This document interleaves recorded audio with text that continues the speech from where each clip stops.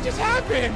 That was insane. Fresno State quarterback Jake Haener had the college football world on the edge of its seat on Saturday, leading the Bulldogs to a dramatic last-second win at UCLA. Thanks to the victory, Fresno State ranked as high as 22 in the national polls. Hi, everybody. I'm Jesse Kurtz in the Mountain West Network studio, where it's my pleasure to head to Fresno, California, and bring in the big man on campus and the reigning Mountain West Offensive Player of the Week, Jake Haener. Jake, thanks for the time. How are you?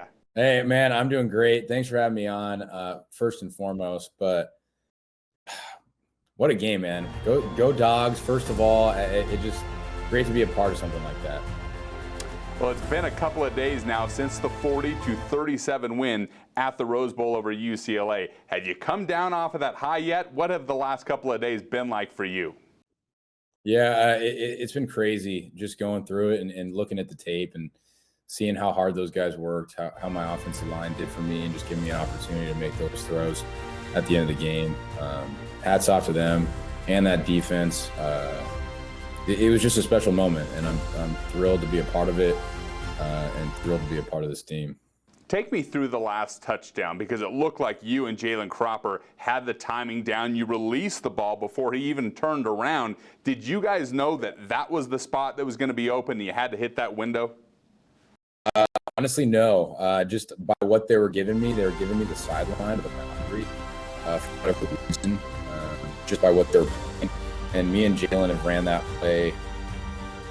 I couldn't even tell you how many times we run that play from spring to fall camp to now. And it was just a lot of bang for reps that we've had. And a lot of those coaches putting us in great positions to be successful. Coach Grubb called that play, dialed us up. And he told me, looking back at it in film, he was just hoping I knew where to go with the ball, and that's why he was calling it. And things worked out. Clearly, you were battling through pain throughout that game, and as the game got longer, it looked like you were even in more pain. How much pain were you in, and how did you push through that? Yeah, I was hurting as much as I've been hurt in a game, honestly, ever. To rotate and throw the ball, it was really killing my left side. I couldn't really rotate, couldn't turn.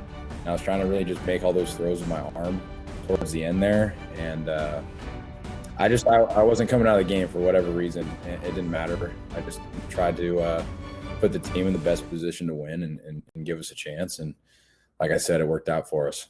Well, you impressed many people along the way. UCLA head coach Chip Kelly, who's seen his fair share of great offensive performances, said it was one of the best he had ever seen. And some of the biggest names in the sport world all took to Twitter to sing your praises. We're talking about Mike Golick Jr.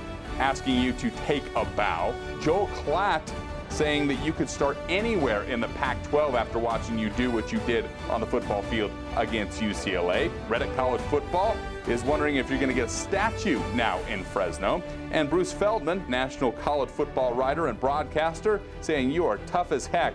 What a clutch throw after taking a pounding. How cool is it for you to be getting that national recognition and be trending on Twitter after that big game?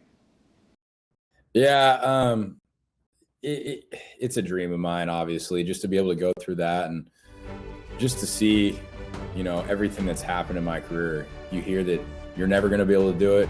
You can't do it. You're not good enough. You're not big enough. It's a great opportunity for me and this great program.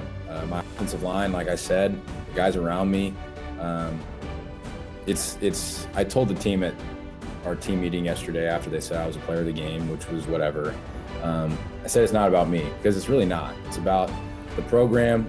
It's about the people here and everything that we have in this building. I really think it's special. And I'm just so blessed to be a part of such a great, unique program and around so many good people. Well, let's talk about that. You transferred to Fresno State after spending a couple of years at the University of Washington. Why did you pick Fresno State, and how has this Bulldog program put you in position to be the quarterback that we've seen over the last couple of years and over the weekend? Yeah,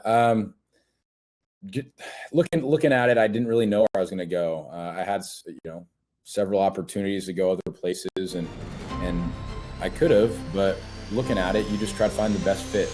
And You don't look at the Power 5. It doesn't matter. You need to get on the field. You need to show what you can do, and you need to go somewhere where they believe in you. And ultimately, Fresno State looked really good to me. And Coach Tedford at the time was a guy that I trusted, a guy I knew, and someone that was a really good fit for me. So when I transferred, I just wanted to get to the best place and be with the best people, and that's what we did. And it's working out, man. I couldn't be happier. Yeah, I would say that's an understatement. And you have a coaching change along the way at Fresno State. How has Kalen DeBoer allowed you to grow as a quarterback? Yeah, he's been nothing but the best for me and this team. He's helped us whenever we need it, trying to put the best things on the table for this team and this program. And those guys are grinding up there. When I say they're grinding, like till 1-2 in the morning and then getting back at 4:30. So I appreciate all the hard work they do for this team in this town. They go to the wall every day. So it's just a great opportunity for us, and just continued success down the line, hopefully here with UNLV and Hawaii coming up. So it's fun, man. It's a great opportunity. Well, they've surrounded you with a lot of offensive weapons. Boy, do you have all kinds of guys to hand the ball off to, throw to, talking about guys like Ronnie Rivers, Jordan Mims, Jalen Crawford, Josh Kelly, Ty Jones.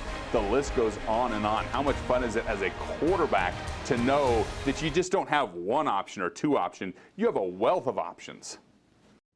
Yeah, and that's the thing with our offense. Our coaches do a great job of trying to get the ball to 6, 7, 8 guys a game. So when you're scheming, you don't know really who to shut down, because we can just go to someone else and they're going to go make plays. So those guys do a great job preparing every week and being pros in the building. So I'm not surprised by their success. Moving forward, you guys will be riding a big red wave of confidence, if you will. Anybody, anytime, anywhere, baby. That's all I got. I love this guy. What is it about this program, past, present, and certainly probably in the future, that you never back down to a challenge or an opponent? Yeah, like I told some of the guys this week, we need to go into every single game and prepare like it's Oregon, like it's UCLA. You can't back down. You can't under prepare for any opponent. You gotta be a professional. If you want to try to get to that next level, you got to prepare like one.